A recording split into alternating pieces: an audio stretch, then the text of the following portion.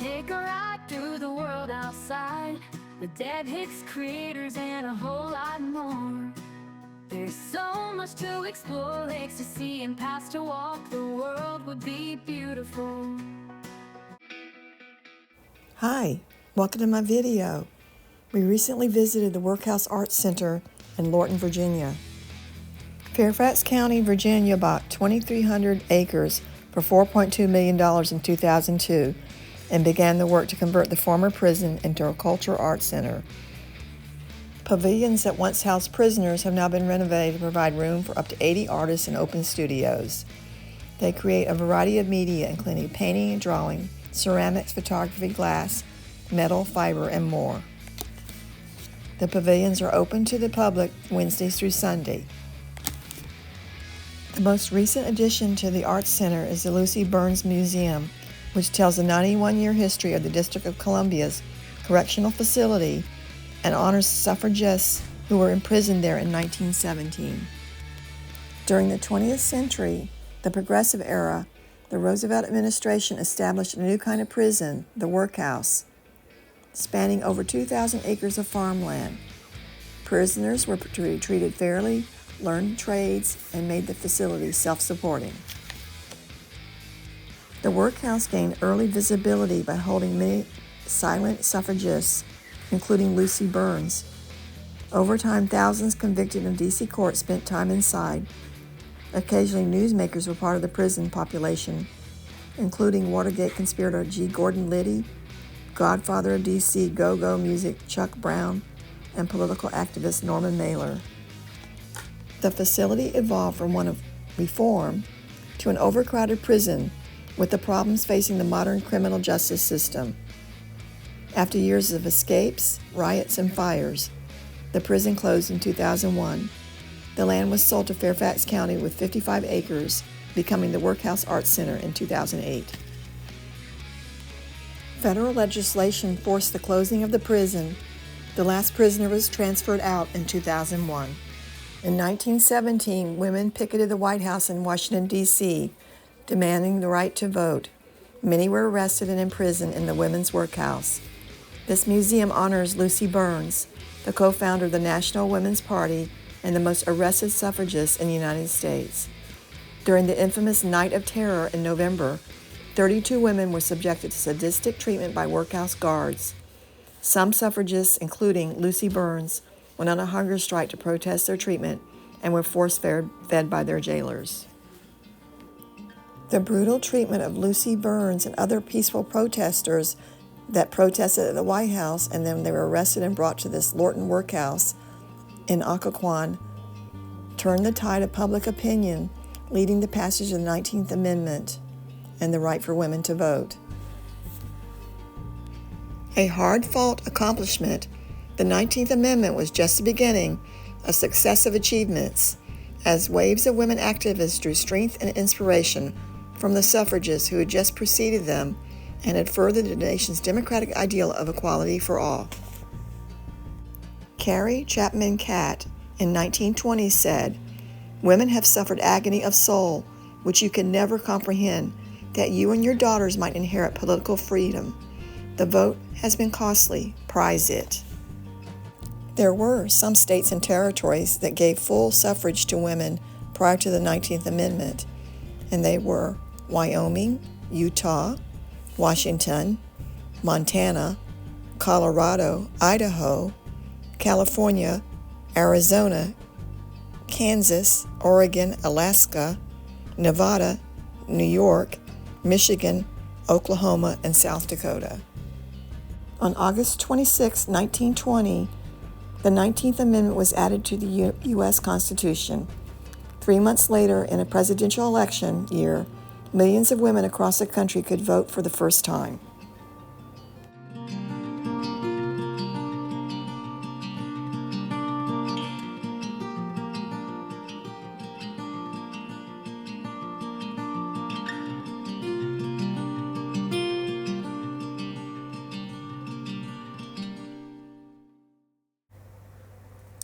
The 19th Amendment states, "The right of citizens of the United States to vote shall not be denied or abridged by the United States or by any state on account of sex.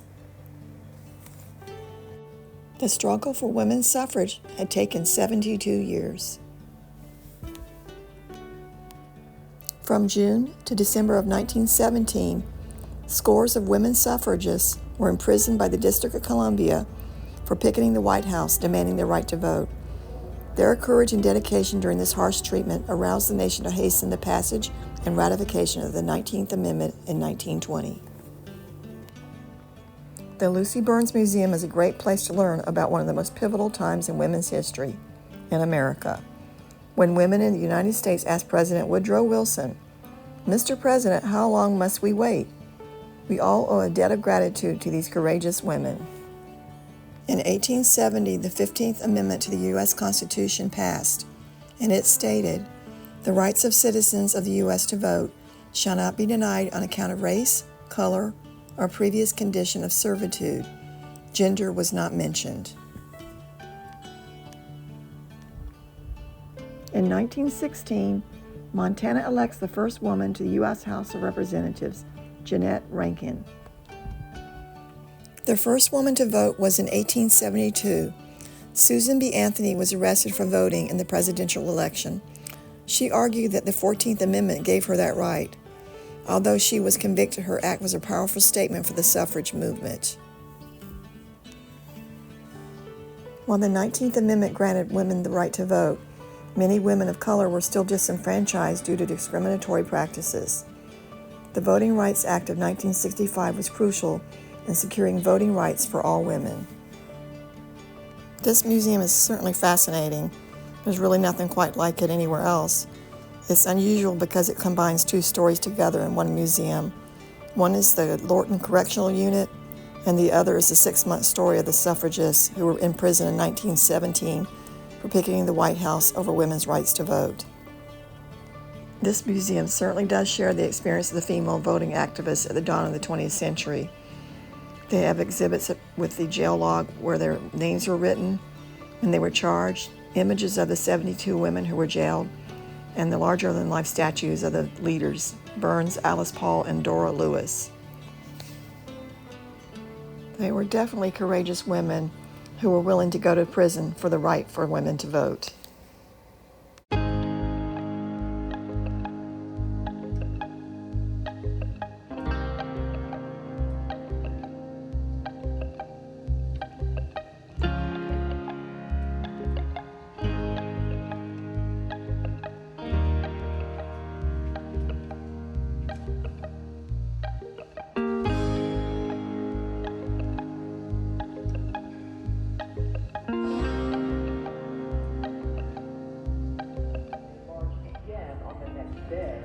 November 17th, the judge finally imposed sentences to 33 women that ranged from 6 days to 6 months in the D.C. jail.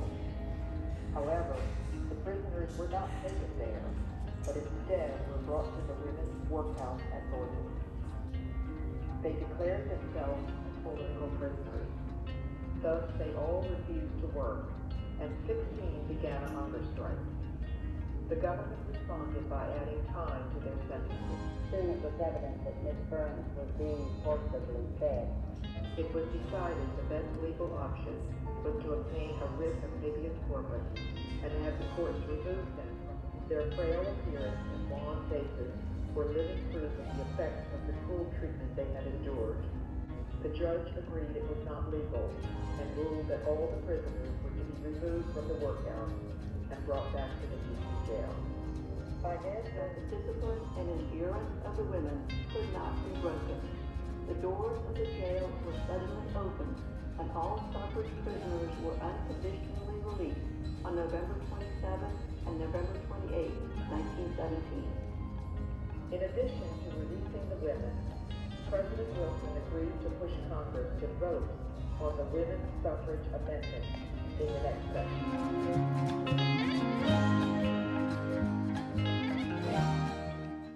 This museum also tells the story of Lorton Prison with exhibits of objects such as a 17-foot crucifix created by prisoners for a chapel and modeled after a death row inmate, confiscated shivs and weapons. Visitors can also enter one of the 38 remaining cells to experience the restrictions placed on the prisoners. From its beginning in 1910, the Occoquan Workhouse, later known as Lorton Prison, was designed to be a self-sustaining facility. Inmates cut trees, milled the lumber for the original buildings. Later they built kilns and made bricks to upgrade the buildings to masonry. The current buildings were constructed in the 1920s from bricks made on the site. Dairy cows, hogs, orchards, and cropland were worked by the inmates. Over the years, other industries were added to the prison as the facility grew to encompass more than 3,000 acres. Inmates worked and learned job skills in the cannery, foundry, tailor shop, bakery, electrical, and culinary arts department. The first prisoners at the workhouse were found guilty of assault, drunkenness, or vagrancy. By the 1930s, those who were convicted of rape and murder were added to the prison.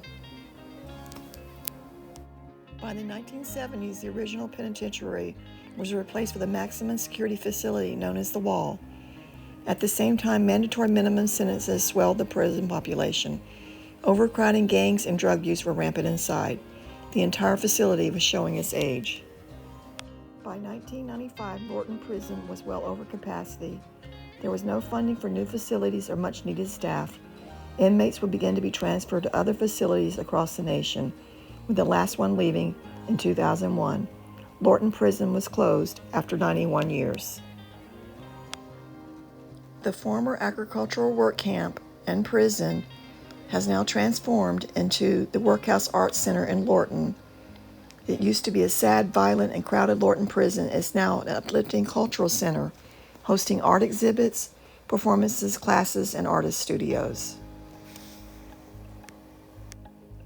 By the early 2000s, most of the land of Lorton Prison had been sold off to developers, except for some remaining buildings, which were sold to Fairfax County and converted to art space and became the Lucy Burns Museum.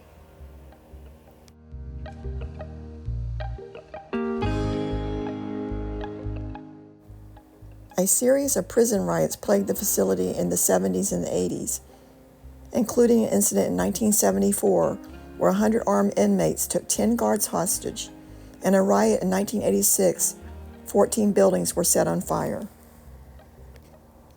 During our visit to the museum, we were able to see some of the preserved cell blocks where inmates lived. The Black Hole Dormitory became a punishment building. 38 adjustment cells were installed. 2 were used for serious offenders. The unit housed inmates who needed protective custody or special handling, those awaiting disciplinary or administrative transfer, and those who were escape risks. Inmates housed in the Black Hole wore orange jumpsuits, not the prison's typical blue shirts and denim pants. They were fed in their cells, had 1 hour of recreation time a day. They spent the other 23 hours confined to their cells with no privileges or assignments. The prisoners named it the Black Hole. Inspections were made regularly to ensure that the prisoners' bathrooms and showers were clean, floors were mopped, TV rooms were clean, storage rooms were clean, beds were made, bed tags were properly displayed at the foot of the bed, locker tags displayed on the front of the locker. The bed and lockers were properly aligned. Items on the floor must be kept neat. Shoes are clean and aligned under the bed. No paint or windows, doors, or floors. The recreation yards are clean. And finally, no cats in the living area. An interesting side note about this Lorton prison, it was also a bunker used by the government from 1959 to 2001. It housed emergency communications equipment to be used in the event of a war with the Soviet Union. It also hosted the Nike missile site. The Nike missile sites were established during the Cold War to defend Washington from Soviet-era attack. The sites were reminiscent of the perimeter of forts that protected the capital during the Civil War. In 1958, the missiles in Lorton were upgraded to include nuclear warheads. The sites were all secretive, suggesting they were intended to be a deterrent against Russian attack. They were decommissioned by 1963. You're throwing it great. You did it on the second one.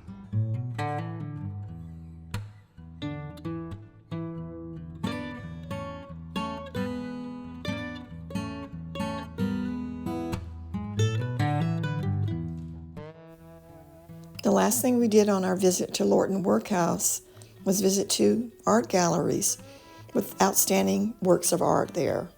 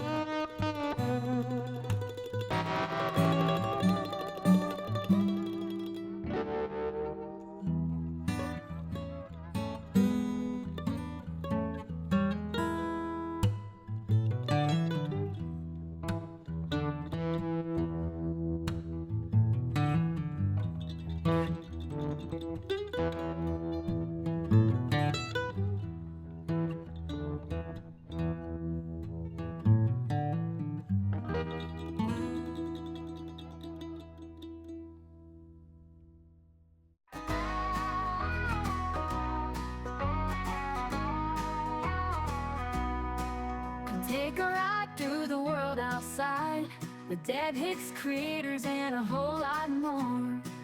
There's so much to explore, lakes to see and paths to walk. The world would be beautiful if only you imagine.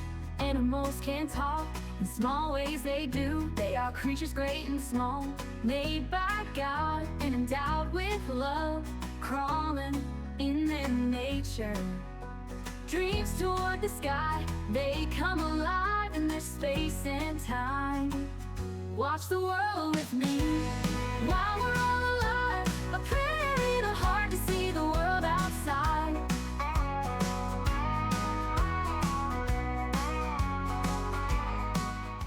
Thanks for watching. I hope you liked the video. If you did, please like and subscribe.